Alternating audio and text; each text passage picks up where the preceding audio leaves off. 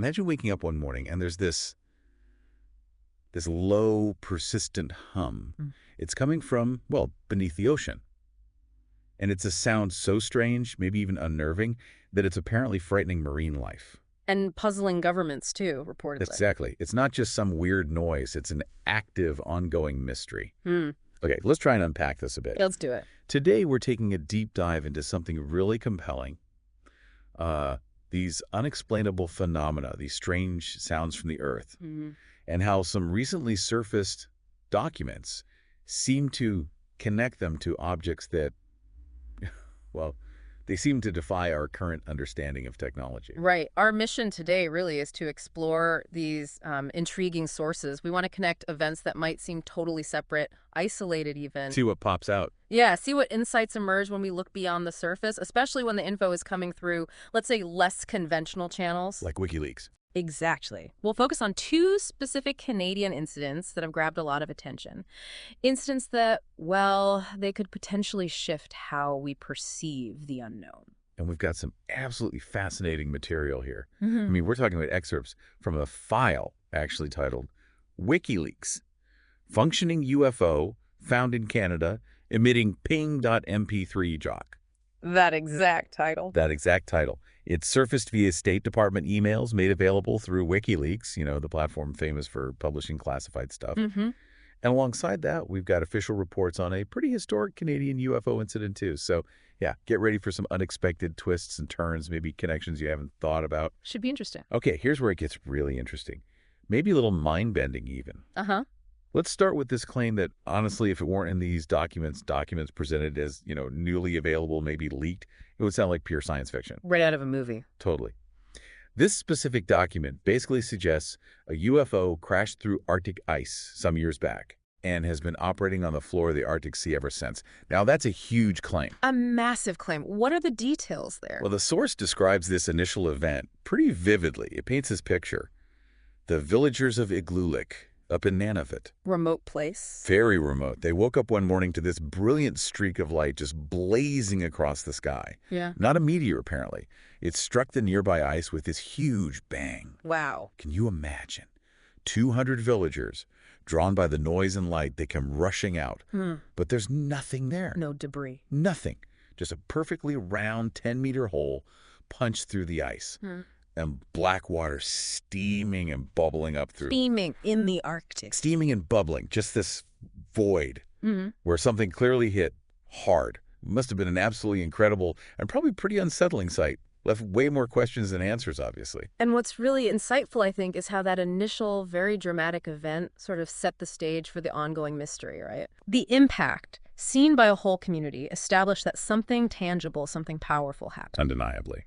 And the fact that the Canadian government later on actually investigated the sound coming from that area, well, that validates the concern, doesn't it? It does. It suggests this wasn't just some fleeting light show. It implies there might be phenomena out there that are, beyond our usual ways of investigating, which creates this vacuum that speculation, like these leaked documents, tries to fill. And the mystery just got deeper.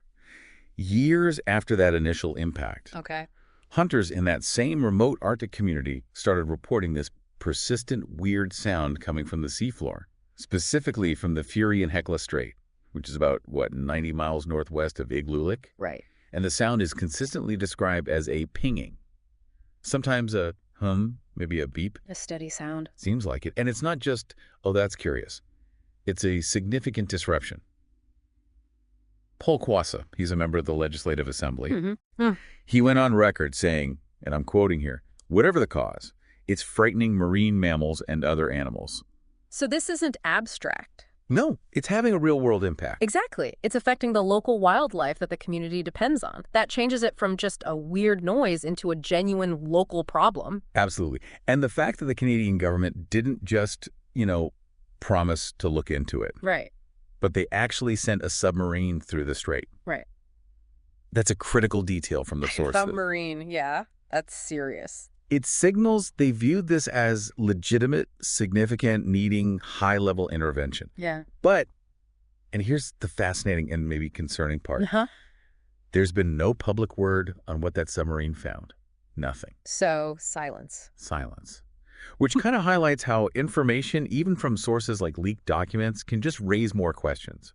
And when official investigations go quiet, well, that just fuels more speculation, doesn't it?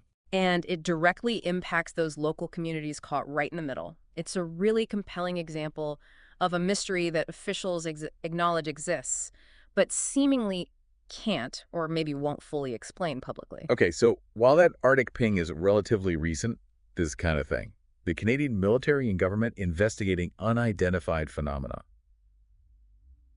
isn't exactly new, is it? No, not at all. There's historical precedent. Which takes us back to a classic, really well-documented case from October 4th, 1967. Shag Harbor. Shag Harbor, Nova Scotia. That night, around 11:20 p.m., something reportedly crashed into the waters there. It's a coastal town, about 100 kilometers from Oak Island, actually. Another place known for mysteries. Indeed.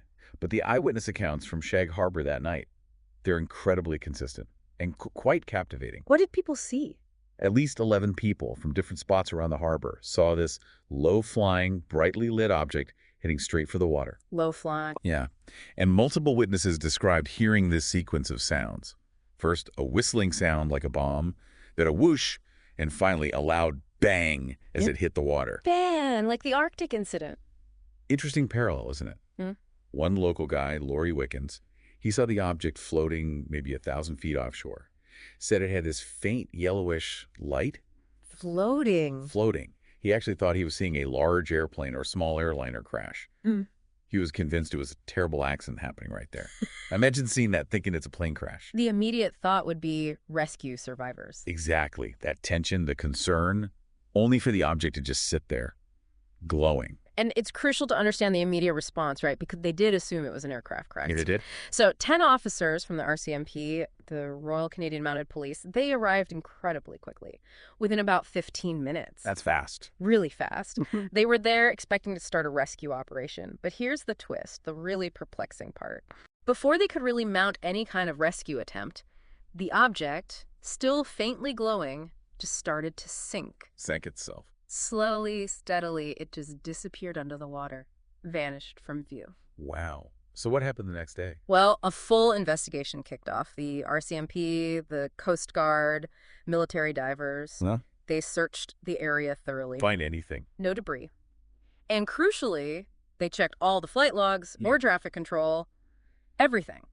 And they determined no aircraft were missing. None. So it wasn't a plane. It wasn't a conventional plane crash. And because the object was never identified, never explained, it was officially referred to as an unidentified flying object, a UFO, right there in official Government of Canada documents. Officially a UFO. Officially. This wasn't just, some ambiguous light in the sky. It was a physical interaction witnessed by many, investigated by authorities, and left unexplained. And that unresolved nature, the fact the military themselves essentially label it a UFO, that's why it's more than just history, right? It's still relevant. Exactly. If we connect Shag Harbor to the bigger picture, it provides this really powerful historical precedent. How so? Well, it shows unidentified craft interacting directly with our environment, specifically water in this case, and then these official investigations that just end unresolved. Despite significant effort. Despite significant government resources being thrown at it, yes, the cause was never solved. So it kind of sets a stage, showing that phenomena that defy easy explanation have been documented for decades, and authorities have acknowledged they're unidentified. Was it just a rumor? Not just a rumor, a physical event, witnessed, investigated officially, a lot like the situation, maybe, that's ongoing in the Arctic. So, okay, let's try and tie these together. We had these two Canadian incidents, one historical, one seemingly ongoing. Where do they fit in globally? What does the source material suggest? Well, the source material we're looking at makes a broader claim. It notes that, and this is a direct quote, over the past few years and getting more frequent and widespread by the day, people from all over the world are beginning to experience strange hums emitting from the Earth. So not just Canada, a global thing. A growing global trend, according to this source. These reports of unexplained sounds are popping up everywhere. And that global scale, yeah, it leads to some pretty wild speculation, doesn't it? It does. The source mentions this growing worry, almost like something out of H.G. Wells's War of the Worlds, that maybe the origins of these hums are, well, extraterrestrial. Wow. Okay. Does the source offer any more detail on that idea? It does offer some interesting speculation on the nature of potential visitors, if that's what these are. It includes this personal belief stating, if interstellar craft exist and the builders of such are organic life forms, I doubt the craft would be manned. Unmanned craft, like drones or probes. Exactly. The idea being maybe these aren't ships with little green men inside the way we might imagine. Maybe there's something else entirely highly advanced probes, autonomous entities. That's actually a pretty compelling thought, isn't it?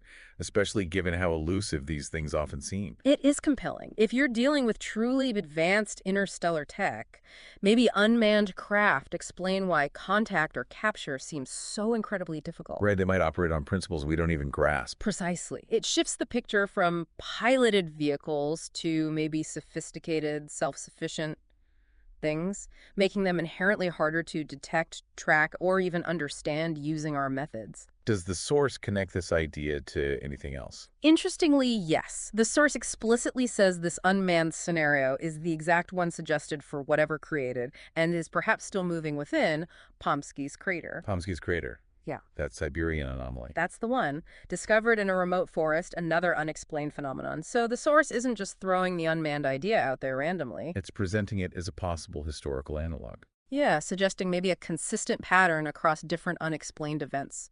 A non-conventional explanation for non-conventional phenomena. Okay, so let's just restate the core question here, because it's pretty significant. You have these leaked documents specifically linking a sound, maybe the exact same sound from reportedly sunk UFO in the Arctic to these widespread global hums. That forces you to consider the implications, doesn't it? It really does. It highlights this huge challenge. Yeah. How do we tell the difference between natural geological sounds, human-made noise pollution, and something else, something genuinely unknown or non-human? And the idea of unmanned craft, like the source suggests, it offers at least one way to think about it, right? It offers one possible framework, yeah. A way to maybe reconcile advanced interstellar tech with how elusive these sightings and sounds often are. It definitely encourages us to think more broadly about what intelligence might look like and how it might choose to interact, or maybe not interact, with our world. Exactly. Different forms, different methods. So from that mysterious ping under the Arctic ice, the one reportedly revealed by Wikileaks, disturbing wildlife, to the crash in Shag Harbor decades ago that was never solved, and then this growing global phenomenon of Earth hums. Wow. We've covered a lot of ground in this deep dive. We certainly have. It's really a journey into the unexplained, drawing these threads between events that, well, according to these sources, might just be connected in a much bigger story. Indeed. And the possibility itself that an unknown object crashed in the Arctic and might still be down there emitting a sound. Yeah. Especially when you place it alongside Shag Harbor and these global hums. It's highly compelling, isn't it? It really leaves us pondering. What are we looking at? Right. Are these just weird, isolated anomalies? Yeah. Or could they be subtle clues, hints of something much larger, maybe more pervasive, something challenging our basic understanding of what's out there? Both in our oceans. And maybe way beyond our atmosphere, too. Well, we hope this deep dive gave you some new things to think about, maybe a few aha moments along the way. Keep asking questions. Definitely. Keep exploring, keep questioning, and keep that curiosity alive.